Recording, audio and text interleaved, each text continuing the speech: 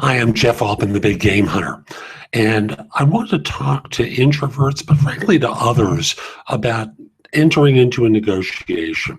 Because for everyone, negotiation is one of those uncomfortable processes where organizations clearly create the impression that they have an upper hand. And in fact, you have an equal hand in this too. Now, the hand that you have is the ability to say no. At the end of the day, that's incredibly powerful because that's the final position. It's your choice too. So I want you to remember that as you enter into a negotiation, that you don't have to be steamrolled. You don't have to be manipulated or abused. Everything always starts off with understanding what your value is. And that's the important starting place for every negotiation. Now, how do you determine that? There are any number of surveys that exist that give you a range. But frankly, to me, most of those are irrelevant. I frankly would go onto LinkedIn and reach out to someone who works for that firm in a role that kind of reads like yours and say, hey, look, I'm up for a job at your firm. This is what I do. Your background looks pretty similar. Can I ask when you joined how much they hired you for? And you'd be surprised at how often people want to help. So, you need to be able to collect data to substantiate your case. And in the negotiation, if they try to come in lower than that number, then look, I started polling people in your organization. I found 4 that got hired at a higher level than what you're talking about with me. At least meet that number. So one person said such and such, another one said this. Overall, it looked like an average of about Y. So just very politely, and it has to be done in a polite way, present the numbers to them. That's the research part of this, is knowing what this firm normally pays people, not the entire industry, because those numbers are skewered high and low. And I'll give you an example. You start with Facebook, a former startup firm.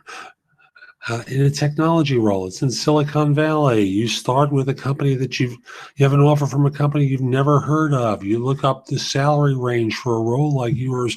The numbers are skewered. Sometimes they're lower for the startup. Sometimes they're lower with equity position. You need to get concrete numbers. So that's the starting places with your research. Number 2 is preparing and practicing. You need to kind of hit your points that you think you're going to want to address in the course of the negotiation if they come in with a number that's off. So practice is so important in this process, and it's ideal if you practice with a practice pal, with someone that can give you feedback on how it sounds listening to you. You don't have to look at them. Because if this is a phone negotiation, you're not going to be seeing them. But you want to understand how you're heard. That's the important thing. How are you heard? Now, if it's by Skype, you want to see them because they're going to see you.